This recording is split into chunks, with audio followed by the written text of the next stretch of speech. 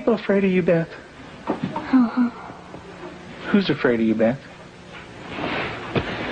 John. Your brother. And what is your brother, why is your brother afraid of you? Because I hurt him so much. Mm-hmm. Okay. And what, at nighttime, what do your parents do to your door? Lock it shut. Why do they lock it shut? Because they don't want me to hurt John. Right. And they're kind of afraid of hurting John? Of you hurting John? Mm-hmm. Okay. Are they afraid that you might hurt them? Yep. Would you, Beth? Mm-hmm. When would you do it? Nighttime. Okay. Why would you do nighttime? Because I don't like them seeing me do it. But they can feel me do it. Mm-hmm. And what would you do to him, Beth? Stab him. Okay. What would you stab him with? A knife. The program you are about to see was compiled from the actual therapy tapes of Dr. Ken McGidd, a clinical psychologist specializing in the treatment of severely abused children. Children so traumatized in the first years of life that they do not bond with other people. They are children who cannot love or accept love. Children without conscience who can hurt or even kill without remorse. This film shows the devastating effects of abuse on a child. It also shows that victims can be helped. It is the story of a 6.5-year-old girl named Beth. Do you ever stick pins in people? Mm-hmm. Who? My brother. Okay. Do you do it a little bit or a lot? A lot. Okay. And what are you trying to do to your brother? Kill him. Why do you want your brother to die? Because I was hurt so bad, and I don't want to be around people. Okay. Who else would you like to stick pins into? Mommy and Daddy. What would you like to have happen to them? Die.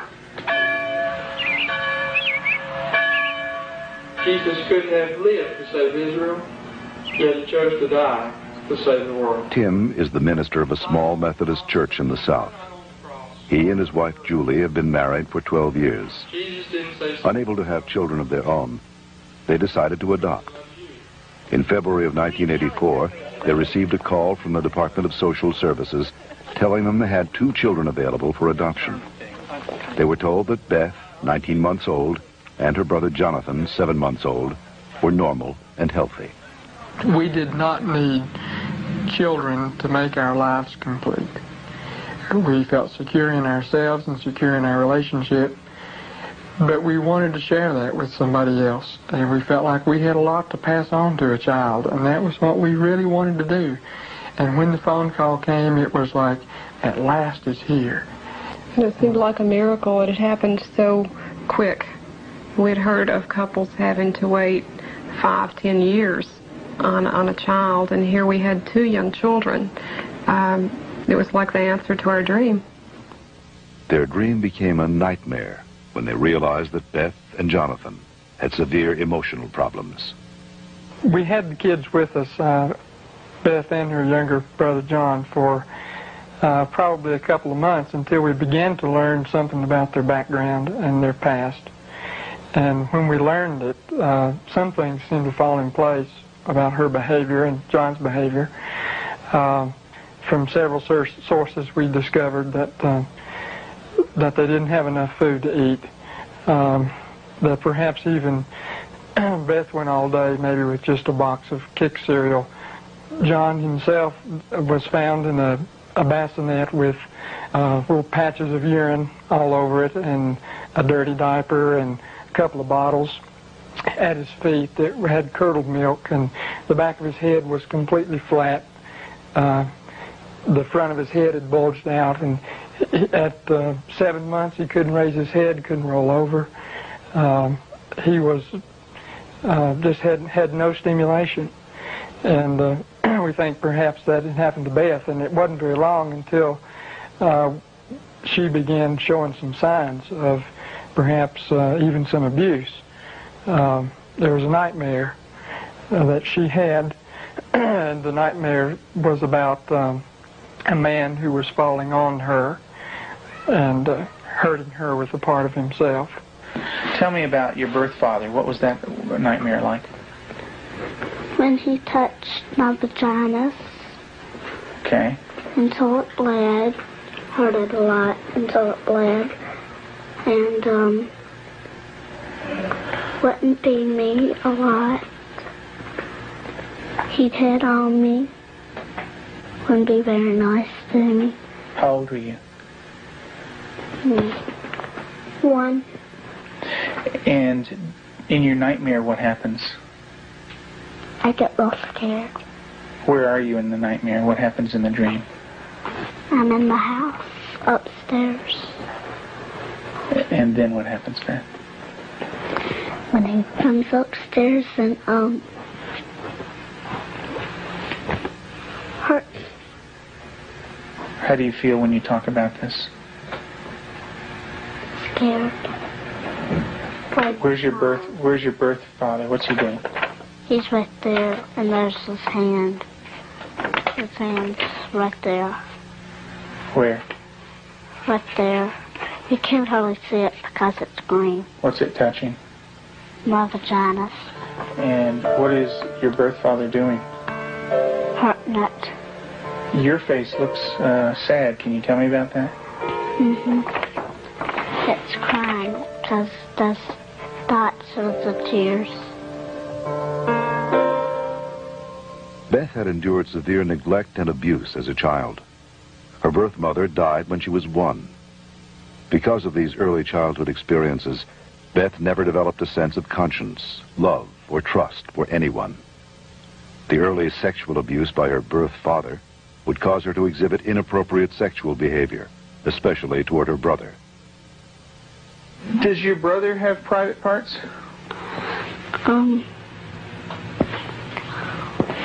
Yeah. Yeah. What is his private parts? Penis and butt. And what do you do with your brother, with his private parts, Beth? I heard it. Tell me about it. What do you do? Now, I pinch it, squeeze it, kick it. When you do things to your brother's private parts, what does he say? Stop. Okay, tell me that. Well, he says stop, but I don't stop. Do you hurt him? A lot. Okay. And would you like to do that to other boys? When I caught her with Jonathan one morning, she was molesting him. He was crying and his pants were down, and I said, Beth, what's happening? And she said, I pulled his penis and put my finger up his anus. And I said, didn't he say to stop? And she said, yeah, he did. And I said, did you? And she said, no. Have you ever rubbed your private parts? Do you do it a lot? A lot. How much do you do that? Not every single day in Lexington. I did it every single day until it got real bad and messed up, and I had to go to the doctor, and I did not like it. What do you mean by real bad? Well, it looked real raw. Got all kinds of boo-boos on it. Germs. A lot of stuff from my hand. And it bled? She started to masturbate at inappropriate times. I remember one time, specifically, when we were at the hospital waiting for Tim to come out. He was there visiting. And Beth and John were in the back seat, and I turned around, and she had her legs spread and was masturbating in a public parking lot. And I had tried to explain to her numerous times before that that's private area. You don't do it in public places. And gone over that with her, and and it never seemed to faze her. And Julie, how often would your daughter masturbate? daily, constantly. Do you have animals, Beth? 4 of them. Can you tell me their names? Clyde, Shuggy, Darcy, and Annie. And Daddy said a day ago that there was a stray cat who did not have a home, so Daddy was taking care of it and took it to the vet when he had his flight to go. And what do you do to the animals, Beth? Stick them with pins. Do you stick them a little bit or a lot? A lot. What are you trying to do to the animals, Beth? Kill them. What do they do when you stick them with the pins? Well, Annie cries. She's a dog. She got baby birds down out of the nest, and we thought maybe she was just curious. So we explained that she could hurt them, put them back, and went through a whole sitting down and talking to her about the problem of it. And the next day we went out to check the baby birds, and they were on the ground dead with their necks broken. Let's talk about what happened once when you were smaller, when you found some baby birds in a tree. What did you do then? I took them out. Mm-hmm. And what did Mom say to you? That the mother will not come back if somebody touches her baby. Mm-hmm. Are the baby birds kind of small? Can you describe them for me? Well, they don't have their eyes open, but they can hear me, and they look up. Are they kind of helpless? Little baby birds? Can they fly? No. Can they run away?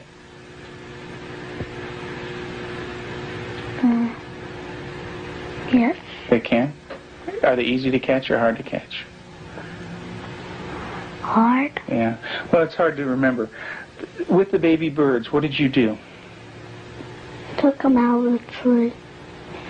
And what did you do with them? Played around too rough. Also, when at the end, I picked it up and I thought it was Dad, and I came to say, Mommy, is this bird dead? And she said, she called Daddy and said, Tim, and Daddy came and, I think I remember that they said yes. Mm-hmm. And so did the little baby birds die? I don't know. You don't remember? I just remember that I think I remember that Mommy and Daddy said the last bird we got was dead. Mm-hmm. Do you know what Mom said to me? She said that all of them were dead. Did you squeeze them? Did Baby Beth squeeze them? You're doing a good job, honey. Go ahead and tell me what happened. I squeezed them. And what happened? They died. But this kind of aggression at our animals, and even at our brother Jonathan, was beginning to grow to such an excess that our life was miserable at home. John would cry in the mornings and say his stomach hurt. For the longest time, we thought maybe this child has some problem with his intestinal area, or maybe he has allergies, and so we tried to get all that checked out. Come to find out, Beth was coming out of her room and hitting him in the stomach. And so, as a last resort, just to protect him, we had to tie our door shut. So I guess for the last 3 or 4 months now, we've had to tie her in at night, sort of barricade her. The repercussions of Beth's tragic childhood led to uncontrollable rage. Despite the love and nurturing of her adoptive parents, she took this rage out on herself, on her brother, and on them. Her acts of violence became more and more cruel and frightening. Well, I noticed several, like paring knives in the kitchen, missing. And my first thought was Beth. And I felt a little guilty about it at first. I thought, nah. But I really didn't even mention it to her. They'd been gone several weeks. She was sitting at the table drawing and mentioned to me, "What do those knives look like that are gone, Mom?" And I said, "What knives, Beth?" And she said, "Weren't they kind of silver and about this big?" And I knew then, and then this little smile that's not a sweet smile, but a malicious type of smile. And I knew then, I thought, she's got them. Tell me about the knives. Where did you get them? From the drawer. And where else? Do you remember? Mm-hmm. Tell me about it.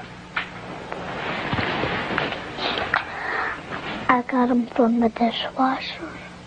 What kind of knives?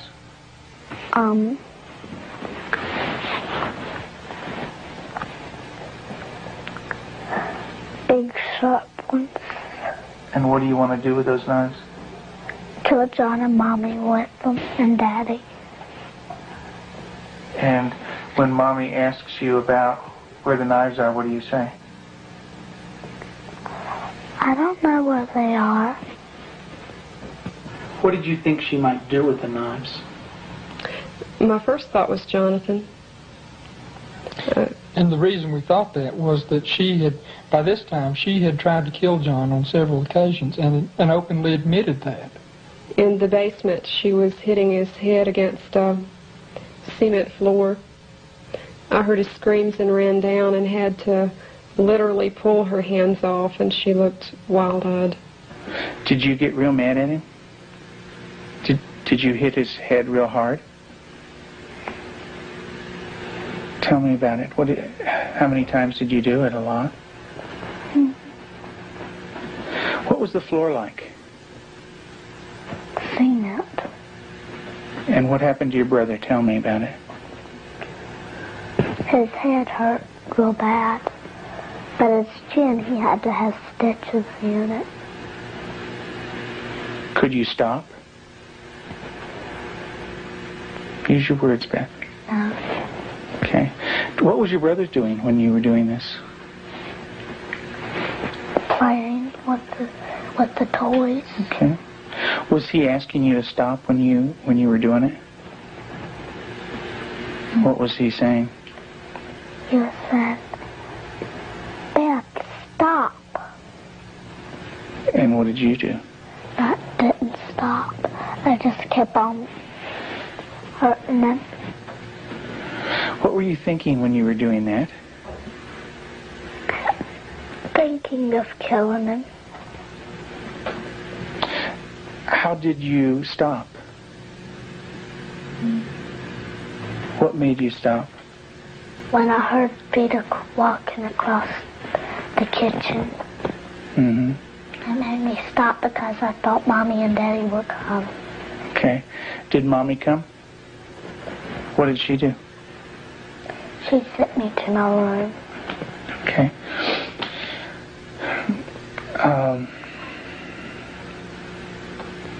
And what if Mom didn't stop you? What would you have done? Kept on doing it. And what about... After evaluating the extent of Beth's psychological problems, Dr. McGid felt that for the well-being of the family, Beth needed to be temporarily separated from them.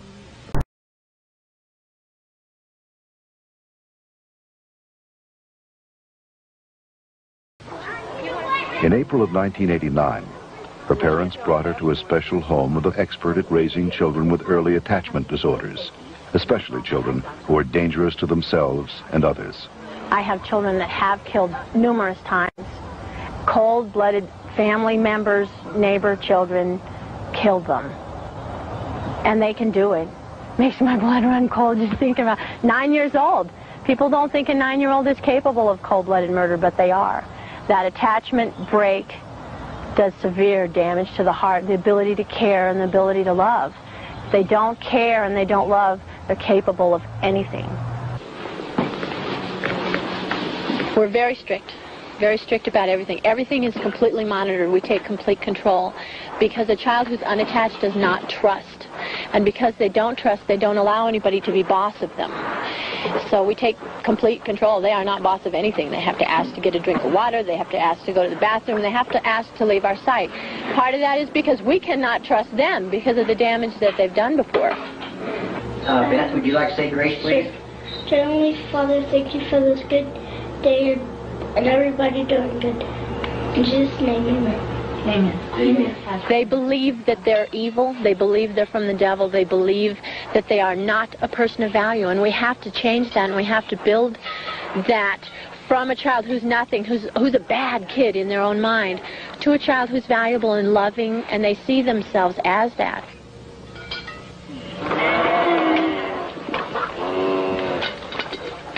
You don't have to bite this. When they do a chore well, we can say, you did a good job, you're a good worker. And then it just builds that self-esteem little by little so that they change the way that they see themselves.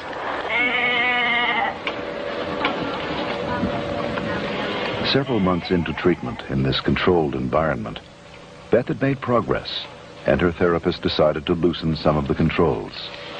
Anybody wants some more? I've seen that. Beth continued to show signs of improvement. She began to develop a sense of right and wrong.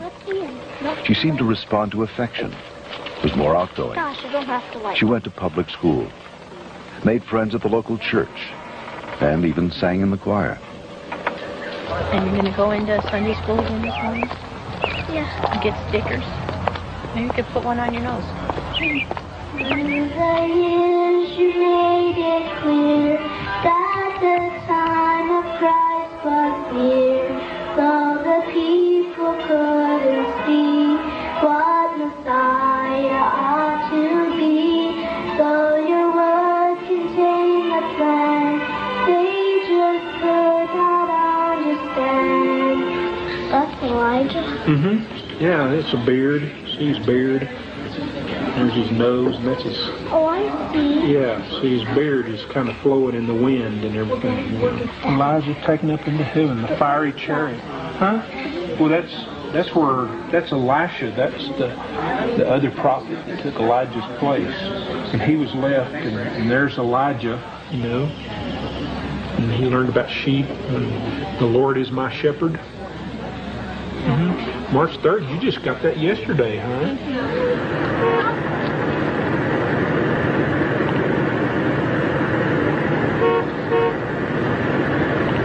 In the beginning, we couldn't trust her with anything. She was locked up at night. We had alarms on the door at night, so she wasn't sneaking around doing things with the other children. We don't worry about that anymore. There's no alarm on her door at night now. She sleeps in the same room with my own daughter, and I trust her that much. She brushes the dogs, and I trust her that much. Because she has earned that trust. She's learned it. She has a heart, and she has a love inside, and she feels bad when she does something now. In the past, because she didn't have a conscience, she didn't feel anything when she did something bad. There was just no feeling there. And now she does feel bad, and it shows in her face. I believe that Beth can make it. She's got a really bright mind. She's got a good heart now, which has done a lot of healing. She's got a really super set of parents. They're powerful, they're knowledgeable, they're motivated. She's done a lot of good work with you in therapy, with Cannell and with myself. She wants to heal, and that's the number one key. And she wants to heal because she has a family that really cares about her, and she wants to be with them. Do you know where that anger came from? That's when my birth dad hurt me. I had it all inside, and I remembered it, and I started doing it. And what did that do when it was inside? It made me want to hurt people really bad. And who did you hurt? My brother, my mom and dad, and animals. And animals. Who did it hurt the most? My brother. How did it hurt? Me. Why don't you tell me that? It hurt me the most. How did it hurt you the most? Because when I hurt other people, I'm hurting my good self. How you feel right now, Beth?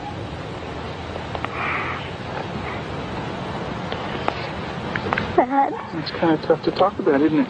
Yeah. It is. Beth gave her last interview for this film in December of 1989. Although she had made progress, she would still need extensive therapy. Not all abused children are as deeply scarred as Beth, but all abused children suffer a profound hurt for the rest of their lives.